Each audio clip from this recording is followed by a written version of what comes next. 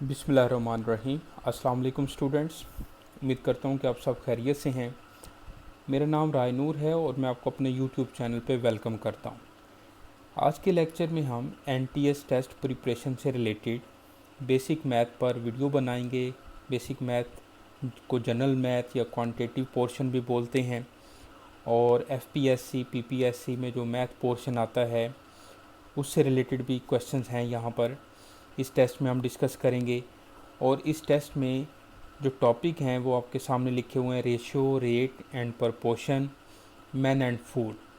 तो इस टेस्ट के टोटल जो है वो 25 क्वेश्चंस हैं। अभी इस लेक्चर में हम क्वेश्चन 1 to 15 जो हैं वो डिस्कस करेंगे। तो बाकी 10 क्वेश्चन जो है वो नेक्स्ट वीडियो में मैं आपके साथ डिस्कस करूँगा। तो आइए स्टार्ट करते हैं। क्वेश्चन नंबर है 1। देखिएगा जी, क्वेश्चन 1 की स्टेटमेंट है हमारे पास कि if a sum of 5-10 rupees is divided among A and B in the ratio 5:12, what will be the share of A. यहाँ पर आप देखें तो ए और बी के दरमियान जो रेशो है वो 5:12 है, और सम ऑफ मनी जो है वो 5-10 रुपीज़ है। 510 रुपये ए और बी में हमने डिवाइड करने हैं। तो शेयर ऑफ ए कैसे फाइंड करेंगे?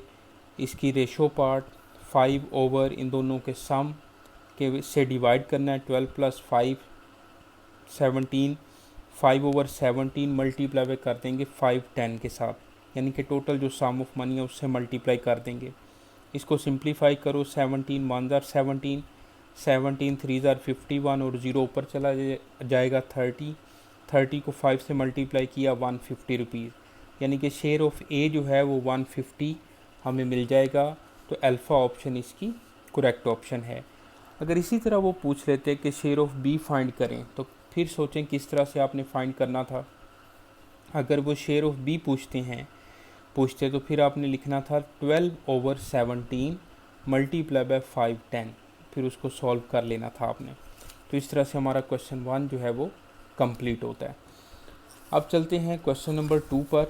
तो क्वेश्चन 2 की स्टेटमेंट आपके सामने है: if there are 200 balls of 3 different colors in a bag, red, blue and green, and red to blue to green ratio is 8:7:5, यानी कि रेड, ब्लू और ग्रीन बॉल्स में जो रेशो है वो 8:7:5 है। पहले रेड है, फिर ब्लू है और फिर ग्रीन है। तो इनकी रेशो जो है बेटा वो 8:7:5 है। How many more red balls are there than green balls. अब टोटल जो है वो 200 है। सबसे पहले रेड बॉल्स हम फाइंड कर लेते हैं। तो रेड के लिए जो है इसका जो रेशो पार्ट है वो 8 है। इसके सम से डिवाइड करो, 8 + 7 15, 15 + 5 20, और मल्टीप्लाई जो है वो टोटल बॉल्स के साथ कर दो, यानी कि 200 के साथ। तो इसको बेटा सॉल्व करें। 0 से 0 कैंसिल हुआ, 10 8 ज़ार 80 बॉल्स आ जाएंगी रेड। ओके, अब जो है हम ग्रीन बॉल्स फाइंड कर लेते हैं, क्योंकि उन्होंने यही कहा है कि ये चेक करें कि रेड बॉल जो हैं वो ग्रीन से कितनी ज़्यादा हैं। तो पहले हमें रेड बॉल्स और ग्रीन बॉल्स का पता होना चाहिए। तो ग्रीन बॉल्स फाइंड करने के लिए हम लिखेंगे 5/20 मल्टीप्लाई बाय 200। उसी तरह से जैसे अभी हमने रेड बॉल्स फाइंड किए हैं, तो 8/20 मैंने इसके सम से डिवाइड किया। यहाँ पर 5/20 इसका जो सम है, रेशो पार्ट्स का सम जो 20 है, 5/20 मल्टीप्लाई बाय 200 किया तो ये आ जाएगा 10। 10 5 ज़ार 50। तो रेड जो है वो ग्रीन से कितनी ज़्यादा हैं? 30 ज़्यादा हैं। जैसे 80 हैं, यहाँ पे 50 हैं, तो 80 - 50 करेंगे तो 30 बॉल जो हैं वो रेड की ग्रीन के मुकाबले में ज़्यादा हैं। ओके बेटा, तो इसकी बीटा ऑप्शन करेक्ट ऑप्शन है। अब चलते हैं क्वेश्चन नंबर 3 पर। तो क्वेश्चन 3 देखिएगा: if a sum of 210 rupees is divided among 3 partners A, B and C such that A/B is equal to 2:3 and B/C is equal to 4:5, तो what will be the share of C. तो अब आप देखें तो ये basically continued जो है वो प्रपोर्शन का क्वेश्चन है, जिसमें A/B/C जो है पहले हम ए बी सी के पार्ट्स फाइंड करेंगे। तो ए रेशो बी जो है वो 2:3 है और बी रेशो सी जो है बेटा 4:5 है, वो इसके नीचे आपने लिखना है। अब आप देखें तो इसको मैं इस तरह से मल्टीप्लाई कर सकता हूँ। तो 4 2 ज़ार 8 लिखेंगे और 4 3 ज़ार 12 और 3 5 ज़ार 15। पहले देखें कि क्या ये किसी नंबर पे सिंप्लीफाई हो सकते हैं। तो तीनों जो हैं किसी नंबर पे कटिंग नहीं हो रही, सिंप्लीफाई नहीं हो सकते। अब ये रेशो पार्ट जो है वो 8 जो है वो ए का रेशो पार्ट है, 12 बी का है और 15 जो है ये सी का रेशो पार्ट है। अभी उन्होंने क्या कहा है कि what will be the share of C. तो शेयर ऑफ सी जो है वो हमने फाइंड करना है। तो उसके लिए हम लिखेंगे 15 ओवर इसका टोटल करें, 12 + 8 20, 20 में 15 ऐड किया तो 35 और मल्टीप्लाई बाय टोटल 210 रुपीज़। तो वो उन्होंने दिया हुआ 210 का हमने शेयर फाइंड करना है। इसको सॉल्व कर लेते हैं, 5 पे कट कर लें, 5 3 ज़ार 15, 5 7 ज़ार 35 और इसको कटिंग कर लेते हैं, 7 3 ज़ार 21 और 0 ऊपर चला जाएगा, 33 ज़ार 90। तो 90 रुपीज़ जो है बेटा वो शेयर ऑफ सी का आया है। ओके, कोई इसमें मुश्किल बात नहीं है, आपको समझ आ रही होगी। छोटी क्लासेस के ये कॉन्सेप्ट्स हैं, ठीक है। थोड़ा प्रॉब्लम उन बच्चों के लिए आती है जो कि एफए या आईकॉम से आते हैं, ठीक है। तो एनटीएस में थोड़ी सी प्रॉब्लम आती है, लेकिन ये बिल्कुल आसान कॉन्सेप्ट्स हैं। इवन के आईकॉम में भी आपने बिजनेस मैथ पढ़ा होता है, तो रेशो प्रपोर्शन का टॉपिक आपने आईकॉम में पढ़ा होता है, एफएससी में भी पढ़ा होता है। तो इस तरह से हमने ये क्वेश्चन कर लिया बेटा। अब चलते हैं क्वेश्चन नंबर 4 पर। तो 4 की स्टेटमेंट देखिएगा, if a sum of 85 rupees is divided among 2 partners. 85 rupees हैं और असद और बिलाल में हमने ये डिवाइड करने हैं। Then what is the share of Bilal, ठीक है, बिलाल का शेयर कितना होगा। अब यहाँ पर if a sum of 85 rupees is divided among 2 partners Asad and Bilal in the ratio, then what is the share of Bilal. तो ये क्वेश्चन जो है इसकी statement in the ratio 3/4 ratio 2/3, in the ratio यहाँ पर मिसिंग है रेशो, वो रेशो मैं दोबारा लिख देता हूँ कि असद और बिलाल में जो रेशो बनती है वो मैं यहाँ पे नीचे लिख रहा हूँ 3/4 रेशो 2/3 है। ये क्वेश्चन में लिखते हुए गलती हुई है कि क्वेश्चन में ये नहीं लिखा गया। फिर रेशो के बाद ये आनी है ratio 3/4 ratio 2/3। Then what is the share of Bilal. अब देखें, असद से मैं ए लिख लेता हूँ, वो बिलाल से बी लिख लेता हूँ। इनकी रेशो जो है वो 3/4 रेशो 2/3 है। तो रेशो में ना हम क्रॉस मल्टीप्लाई भी कर लेते हैं, जैसे 3 3 ज़ार 9, 4 2 ज़ार 8। तो इस तरह से भी हम इसको लिख सकते हैं। अगर इस तरह से आपको समझ ना आए तो आप, क्योंकि रेशो जो है वो डिवाइड होती है ना बेसिकली, तो मल्टीप्लाई में चेंज करें तो 3/2 तो 9/8, इस तरह से भी आप इसको लिख सकते हैं। अब हमने फाइंड क्या करना है, हमने बिलाल का शेयर फाइंड करना है और बिलाल का जो रेशो पार्ट है वो 8 है। तो शेयर ऑफ बिलाल जो है ये आ जाएगा हमारे पास, शेयर ऑफ बिलाल। तो रेशो पार्ट क्या है 8 ओवर इन दोनों का सम कितना है 17 और मल्टीप्लाई करेंगे 85 रुपीज़ के साथ, क्योंकि 85 को ही हमने असद और बिलाल में जो है वो डिवाइड करना है। तो 17 5 ज़ार जो है वो 85 होता है और 8 5 ज़ार 40 रुपीज़। तो शेयर ऑफ बिलाल जो है वो 40 रुपीज़ आ जाएगा, यानी कि हमारे पास चार्ली ऑप्शन जो है बेटा इसकी करेक्ट ऑप्शन है। ओके, अब चलते हैं नेक्स्ट क्वेश्चन पे। तो क्वेश्चन नंबर है हमारे पास 5। देखिएगा, क्वेश्चन नंबर 5 की स्टेटमेंट है, at a picnic male to female ratio is 7:4, which of the following is the total number of people at the picnic. अब ये सिंपल सा क्वेश्चन है, लेकिन ऐसा क्वेश्चन कई दफ़ा देखा गया है पेपर में, बच्चे भी बताते हैं कि सिर्फ रेशो दे दी है और वो कह रहे हैं कि टोटल बता दें, टोटल नंबर ऑफ़ पीपल जो हैं इन द पिकनिक। तो हमेशा सम ऑफ रेशो पार्ट जो है ना वो टोटल को डिवाइड करता है। जैसे यहाँ पर आप देखें 7 + 4 करो तो 11 आएगा। अब 11 जो है ना जिस ऑप्शन को कम्प्लीटली डिवाइड करता है वही करेक्ट ऑप्शन होगी। जैसे 11 जो है क्या 35 को डिवाइड करता है, 11 के टेबल में 35 आता है, नो। क्या 11 के टेबल में 40 आता है? नो। 11 के टेबल में 55 आता है। 11 5s आर 55 होता है। तो बिल्कुल ठीक है, ये चार्ली ऑप्शन इसकी करेक्ट ऑप्शन है। और उसमें पिकनिक में मेल और फीमेल जो टोटल हैं वो 55 हों मौजूद हैं। ठीक है, तो इस तरह से आप करेक्ट ऑप्शन तलाश कर सकते हैं इस तरह के क्वेश्चन की। अब देखते हैं जी क्वेश्चन नंबर 6। क्वेश्चन नंबर 6 की स्टेटमेंट देखिएगा। In the figure below what is the value of x if x ratio y is equal to 2:5। अब देखिए बेटा, ये ट्राइंगल का क्वेश्चन है और एक एंगल 40 डिग्री है और ट्राइंगल के तीनों एंगल्स का जो सम है वो 180 डिग्री होता है। तो आप बड़ी आसानी से कह सकते हैं कि x प्लस वाई का जो सम है 180 में से मैं 40 को अगर माइनस कर दूं तो x प्लस वाई का जो सम है वो 140 होगा। अब हमने फाइंड क्या करना है, हमने x फाइंड करना है। इसका रेशो पार्ट कितना है? 2 है। डिवाइड कर देंगे सम ऑफ रेशो पार्ट यानी कि 2 + 5 7 और मल्टीप्लाई कर देंगे x प्लस वाई के सम के साथ। इसको सॉल्व करते हैं। 7 1 जार 7 7 2 जार 14 और 0, तो ये आ जाएगा 22 जार 40 डिग्री। तो x की जो वैल्यू है बेटा वो आ जाएगी 40 डिग्री। इसके ऊपर डिग्री लगाना भी ज़रूरी था, तो इस तरह से। ओके बेटा, तो अगर वो पूछ लेते वैल्यू ऑफ y तो हम कैसे फाइंड करते? 5/7 मल्टीप्लाई बाय 140, तो इस तरह से y हम फाइंड कर लेते बेटा। तो बिल्कुल बोर नहीं होना आप लोगों ने। अब चलते हैं क्वेश्चन नंबर 7 पर। क्वेश्चन नंबर 7 देखिएगा। 3 boys can mow a lawn in 2 hours and 30 minutes. If they are joined by 2 more boys, how long will they take to mow the same lawn?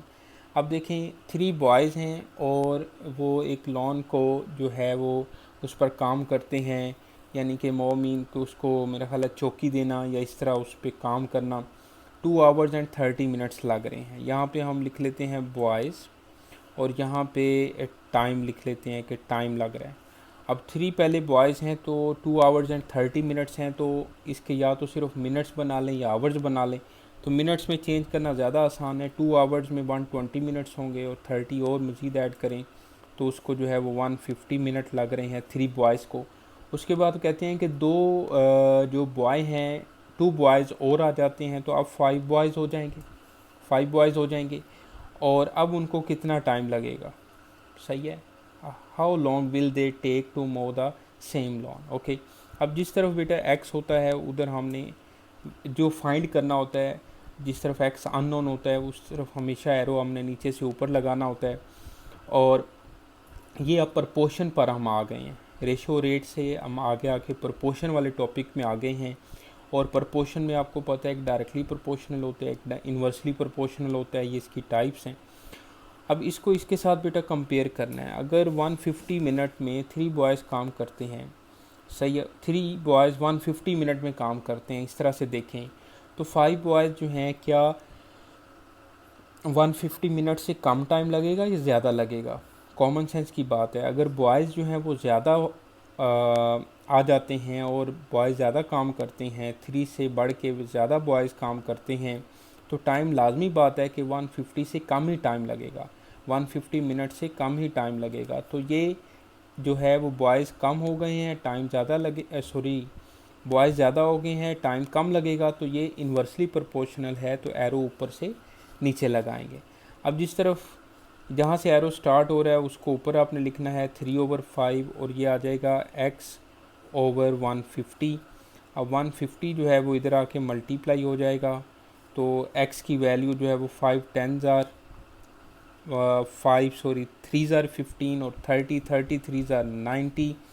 तो 90 मिनट्स जो हैं उसको लगेंगे, 5 boys को 90 minute लगेंगे। अब 90 minute की तो बेटा ऑप्शन ही नहीं है, लेकिन 90 मिनट को हम 1 आवर 30 मिनट तो कह सकते हैं ना, क्योंकि 1 आवर में 60 मिनट होते हैं। तो बीटा ऑप्शन जो है वो बेटा इसकी करेक्ट ऑप्शन है 1 आवर 30 मिनट। ओके बेटा, अब चलते हैं जी नेक्स्ट क्वेश्चन पे। तो क्वेश्चन नंबर है 8।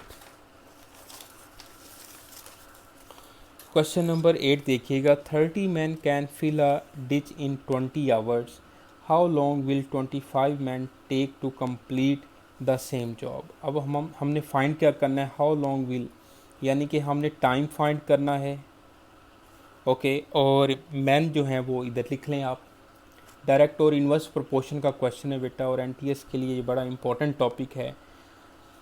पहले जो है वो 20 घंटों में 30 आदमी काम कर रहे हैं। हाउ लॉन्ग विल, तो टाइम जो है वो एक्स हमने फाइंड करना है, और 25 man to take the complete the same job. अब जिधर एक्स होता है मैंने आपसे कहा है कि उधर हमेशा एरो आपने नीचे से ऊपर लगानी है। ओके, अब आपने इसको कंपेयर कर लेना है। 30 आदमी हैं तो उनको 20 घंटे लग रहे हैं, 20 आवर्स लग रहे हैं।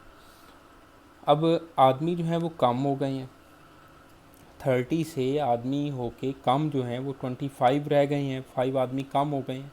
जब आदमी कम हो गए हैं तो ज़ाहिर बात है टाइम उनको ज़्यादा लगेगा, टाइम उनको ज़्यादा लगेगा।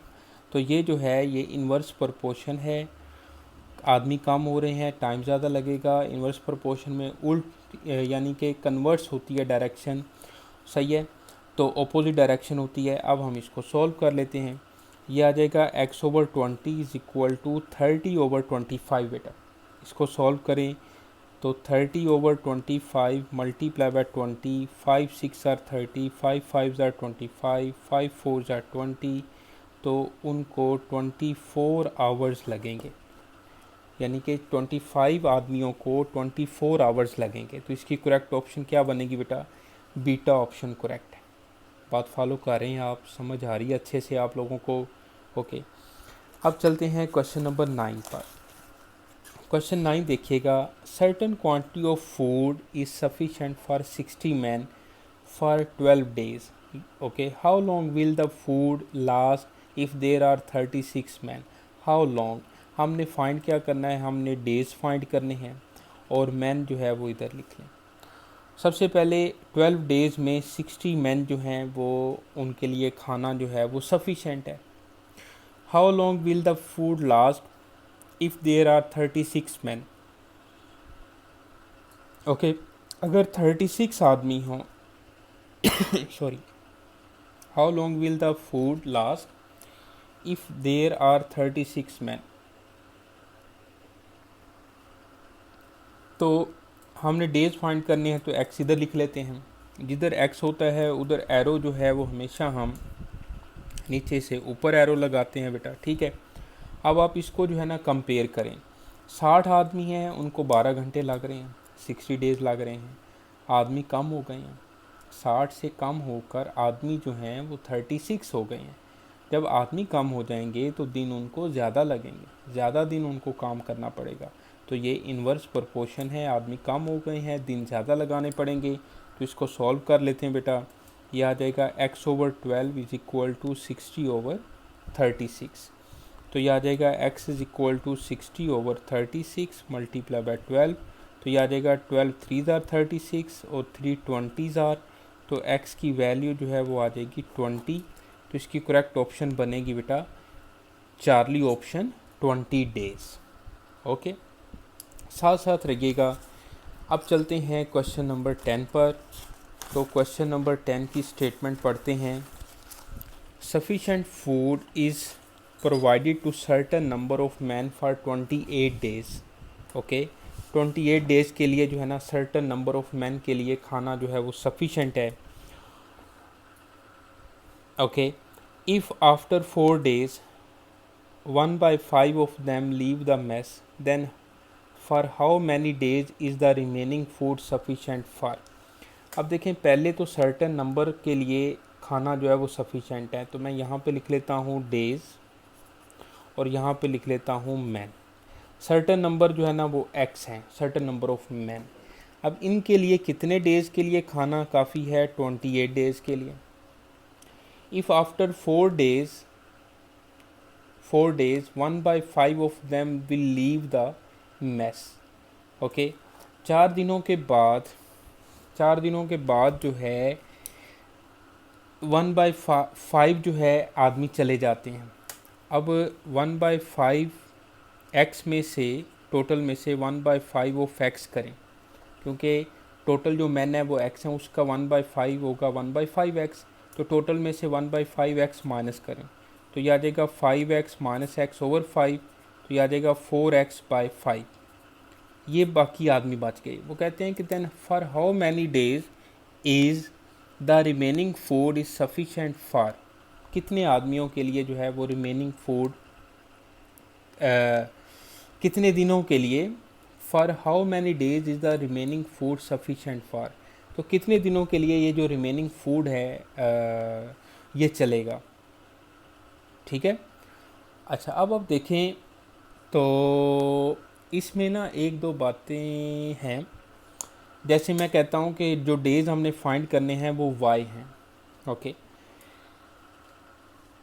अच्छा, यहाँ पर शायद एक मिस्टेक हो रही है, वो ये कि certain number of man for 28 days if after 4 days, 4 दिनों के बाद 4 दिनों के बाद तो 24 दिन रह गए हैं ना। 4 दिनों के बाद if after 4 days 1/5 of them leave the mess then for how many days is the remaining. तो बेसिकली जब 4 डेज़ गुजर गए हैं तो अब डेज़ कितने रह गए हैं, 24 डेज़ रह गए हैं। ये बात आएगी। अब 24 डेज़ के लिए एक्स मैन के लिए खाना सफिशेंट है। ओके। फिर उसमें से 1/5 जो है ना वो चले जाते हैं, बाकी क्या बचे 4/5x के लिए कितने डेज़ तक खाना चलेगा। तो ये हमने y फाइंड करना है, तो एरो जो है वो इधर डायरेक्ट प्रोपोर्शन है, तो एरो जो है वो नीचे से ऊपर लगानी है। अब यहाँ पर देखें तो मैन अगर x हैं तो 24 डेज़ तक चल रहे हैं, और x से कम होके 4/5x है, ये कम आदमी है तो ज़्यादा दिनों तक खाना चलेगा। ऐसे ही है ना, 4/5x जो है वो x से लेस वैल्यू है, तो ये ज़्यादा दिनों तक खाना चलेगा। 4/5x कम आदमी है तो ज़्यादा दिनों तक खाना चलेगा, तो ये इन्वर्स प्रोपोर्शन है। एरो ऊपर से नीचे लगाएंगे, ये आ जाएगा y/24 is equal to x/4x/5। तो इसको बेटा सोल्व करेंगे, y 5 ऊपर चला जाएगा, 5x/4x मल्टीप्लाई बाय 24, x से x कैंसिल हो जाएगा, 4 6 आर 24 और 5 6 आर 30 डेज़। तो ये बेटा 30 डेज़ के लिए जो है, जो बाकी आदमी हैं उनके लिए खाना जो है वो चलेगा, सफिशेंट है। ओके बेटा, अब चलते हैं क्वेश्चन नंबर 11 पर। तो बिल्कुल बोर नहीं होना आप लोगों ने, साथ साथ रहना है। तो क्वेश्चन क्या है जी कि 2 men and 3 boys can do a job in 12 days, how long will 4 men and 6 boys। अब हमने फाइंड क्या करना है, हमने डेज फाइंड करने हैं। इधर लिख लो, मैन इधर लिख लो, बॉयज़ इधर लिख लो। ठीक है जी। सबसे पहले 12 डेज़ में कितने मैन हैं, 2 मैन हैं 3 बॉयज़ हैं, वो काम कंप्लीट कर लेते हैं। How long will 4 man, how long will 4 man mean के एक्स मैं नंबर ऑफ डेज़ लेट कर लेता हूँ, और उसके बाद 4 मैन हैं और 6 डेज़ हैं। ये बेटा कंपाउंड प्रपोर्शन, यानी कि एक से ज़्यादा जो है वो प्रपोर्शन है इसमें। तो अब हमने इसको कंपेयर करना है, जिधर x पड़ा हुआ है उधर एरो हमेशा अपने नीचे से ऊपर लगानी है। अब मैन को डेज़ के साथ कंपेयर करना है। अगर 2 मैन हैं तो 12 डेज़ लग रहे हैं, ज़रा गौर से देखिएगा। 2 मैन हैं तो 12 डेज़ लग रहे हैं, मैन ज़्यादा हो गए, 2 से बढ़ के जो मैन हैं वो ज़्यादा हो गए, 4 मैन हो गए हैं, तो अब डेज़ जो हैं वो कम लगेंगे ना। जब ज़्यादा आदमी काम कर रहे हैं तो डेज़ कम लगेंगे, तो ये इन्वर्स प्रोपोर्शन है बेटा। अब आपने मैन को छुपा लेना है, बॉयज़ और डेज़ को कंपेयर करना है। 3 बॉयज़ हैं तो 12 डेज़ लग रही हैं, बॉयज़ ज़्यादा हो गई हैं तो डेज़ कम लगेंगे। जब ज़्यादा बॉयज़ काम करेंगे तो डेज़ जो हैं वो कम लगेंगे, तो ये भी इन्वर्स प्रोपोर्शन है। एरो ऊपर से नीचे। अब इसको बेटा सॉल्व कर लेते हैं, तो ये आ जाएगा x/12 is equal to 2/4 multiply by 3/6। ये आ जाएगा x is equal to 2/4 multiply by 3/6 multiply by 12। इधर डिवाइड हो रहा है, उधर जाके मल्टीप्लाई हुआ। 2 2 ज़ार 4, 3 1 ज़ार 3, 3 2 ज़ार 6, 2 2 ज़ार 4, 4 3 ज़ार 12। तो x की वैल्यू जो है वो 3 आ जाएगी, यानी कि उनको 3 डेज़ लगेंगे। तो इसकी करेक्ट ऑप्शन क्या बनी, चार्ली ऑप्शन बनी है बेटा। ओके, समझ आ रही है आप लोगों को। अब चलते हैं क्वेश्चन नंबर 12 पे। क्वेश्चन नंबर 12 देखिएगा, if A and be together have 1210 rupees and 4/15 of A's amount is equal to 2/5 of the B's amount, then what is the share of B? अब यहाँ पर देखिए टोटल जो अमाउंट है वो 1210 है और फिर नीचे उन्होंने बोला है कि 4/15 ऑफ ए जो है वो इक्वल है 2/5 of B. 4/15 of A's amount is equal to 2/5 of B amount. अब यहाँ से अब क्या कर सकते हैं, ए ओवर बी कर लेते हैं, बी को इधर ले आते हैं और 4/15 जो है इसको उधर ले जाके हम जब मल्टीप्लाई करेंगे तो इसका रेसिप्रोकल हो जाएगा, यानी कि 2/5 मल्टीप्लाई बाय 15/4 बन जाएगा।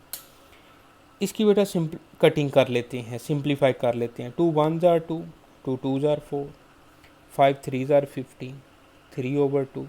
तो इसकी जो रेशो बन रही है बेटा वो A/B इज इक्वल टू 3/2 बन रही है। अब उन्होंने क्या पूछा है, शेयर ऑफ बी पूछा है। Very simple question. तो शेयर ऑफ बी जो है बेटा आ जाएगा, रेशो पार्ट क्या है इसका 2, sum of ratio part 2/5 multiply by 1210 rupees. इसको सॉल्व कर लेते हैं। 5 2s are 10, 2 इधर जाएगा 21, 5 4s are 21 इधर जाएगा 10 और 5 2s are 10। इसको मल्टीप्लाई करें, 2 2s are 4, 2 4s are 8, 2 2s are 4, 484 rupees. तो शेयर ऑफ बी जो है बेसिक उसका जो आंसर आ रहा है बीटा ऑप्शन 484। इसी तरह शेयर ऑफ ए पूछता तो 3/5 मल्टीप्लाई बाय 1210, उसको सॉल्व कर लेते आप। समझ आ रही है आप लोगों को? ओके, अब चलते हैं क्वेश्चन 13 पर बेटा। देखिएगा 0.75 रेशो एक्स प्रपोर्शन 5/8। मैं एक दफ़ा दोबारा लिख लेता हूँ इधर। तो इसमें हमने product of extreme is equal to product of means लिखना है। आपको पता है कि ये दोनों मीन्स हैं और ये एक्सट्रीम है। तो मैं लिख सकता हूँ x multiply by 5 is equal to 0.75 multiply by 8। ये आ जाएगा 5x इज इक्वल टू, इसका डेसिमल ख़त्म करेंगे तो 75/100 मल्टीप्लाई बाय 8। 5 इधर मल्टीप्लाई हो रहा है तो उधर जाके क्या हो जाएगा, डिवाइड हो जाएगा। तो 8 मल्टीप्लाई बाय 1/5 ऐसे ही है। इसको जो है वो हम सॉल्व कर लेते हैं। तो 25 पे कट कर लेते हैं। 25 3s are 75 होता है, 25 4s are 100 होता है, 4 2s are 8 होता है और x की वैल्यू जो है वो आ जाएगी 6/5। ओके, अब ये तो ऑप्शन में नहीं पड़ा हुआ लेकिन डेसिमल में वैल्यू पड़ी हुई है। तो 6/5, 5 से डिवाइड करो, 5 1s are 5, 0.0 उतारा, 5 2s are 10। ओके, तो 1.2 जो है बेटा इसका आंसर है। x की वैल्यू अल्फ़ा ऑप्शन है। ऐसे छोटी सी डिवीजन भी आ जाती है, मतलब हमें करनी पड़ती है, तो डिवीजन भी आपको जो है वो आनी चाहिए। तो इसकी करेक्ट ऑप्शन क्या बनी, अल्फ़ा ऑप्शन बनी थी। अब आते हैं नेक्स्ट क्वेश्चन पे। सेकंड लास्ट क्वेश्चन है, क्वेश्चन नंबर 14। आप ज़रा, मुझे लग रहा है थोड़े से थक गए हो, लेकिन थोड़ा हिम्मत करें, बस 2 क्वेश्चन रह गए। If a sum of 782 rupees is divided in the ratio 1/2, ratio 2/3, ratio 3/4, then what is the value of middle number. तो ये हमारे पास है जी 1/2, 2/3, 3/4। तो रेशो में ये इसकी प्रॉपर्टी होती है कि आप डिनोमिनेटर का एलसीएम लो तो उससे सबको मल्टीप्लाई कर दें, या फिर वैसे भी रेशो में हम सेम नंबर से मल्टीप्लाई कर सकते हैं। जैसे 2 3 4 का जो है ना मैं एलसीएम लेता हूँ तो 2 1s are 2, 2 2s are 4, 3 2s are 6, 6 2s are 12। तो इसका बेटा 12 जो है ना वो एलसीएम है। तो 12 से मैं सबको मल्टीप्लाई कर रहा हूँ। 12 मल्टीप्लाई बाय 1/2, 12 मल्टीप्लाई बाय 2/3। ये समझाने के लिए मैं लिख रहा हूँ, बाकी आप डायरेक्ट भी लिख लें, कैलकुलेशन करके लिख लें तो बेहतर है। तो 4 3s are 12, तो ये आ जाएगा 6, 4 2s are 8, 3 3s are 9। अब देखें ये ABC, उन्होंने बोला है कि मिडल नंबर बताएं, what is the value of middle number. तो मिडल नंबर यहाँ पर 8 है, क्योंकि 6 8 और 9 में जो मिडल नंबर है वो 8 है। ज़रूरी नहीं है कि वो दरमियान में पड़ा हो, उन्होंने मिडल नंबर पूछा है, तो जो दरमियान में नंबर आएगा उसी को ही हमने सॉल्व करना है। तो मिडल नंबर के लिए हम क्या करेंगे, 8 ओवर्स इसका सम करें। 9 + 8 17, 17 + 6 किया 23, 8/23 और मल्टीप्लाई कर दें आप 782 के साथ। ओके बेटा, इसको सिंप्लीफाई करें, क्या कटिंग होती है ये।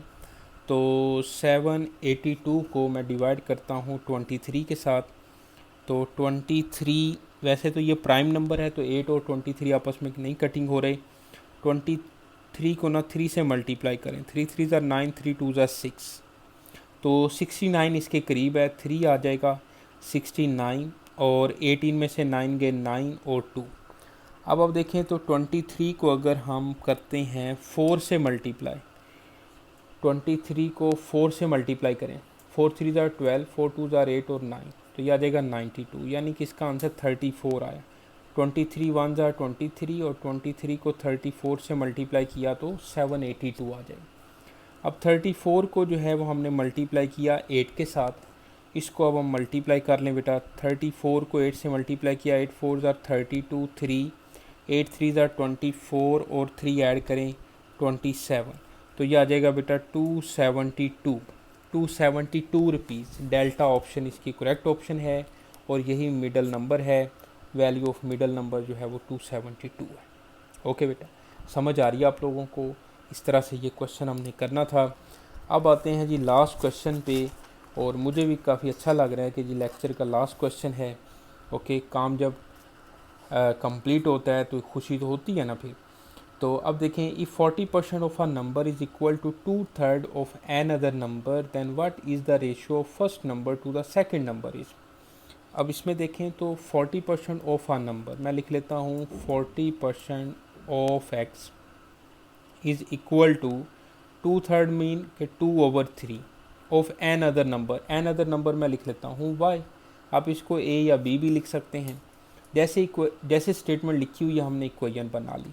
40% of a number, 40% of a x is equal to 2/3 2/3 of another number y, then what is the ratio of first number to second number is. Okay, इसको सॉल्व करते हैं तो ये आ जाएगा 40/100। एक्स ऑफ में मल्टीप्लाई होता है, 7x वैसे आ गया 2/3। इसको सॉल्व कर लें, 2 2 ज़ा 2 5 ज़ा, यानी कि 2/5x इक्वल टू 2/3y। तो y जो है वो इधर आ जाएगा x/y, और 2/3 2/5 जब उधर जाएगा तो 5/2 बन जाएगा, 2 से 2 कैंसिल हो जाएगा, 5/3। तो x/y की जो रेशो है वो 5:3 बन रही है, यानी कि 5/3। तो इसकी करेक्ट ऑप्शन क्या बनेगी, चार्ली बनेगी।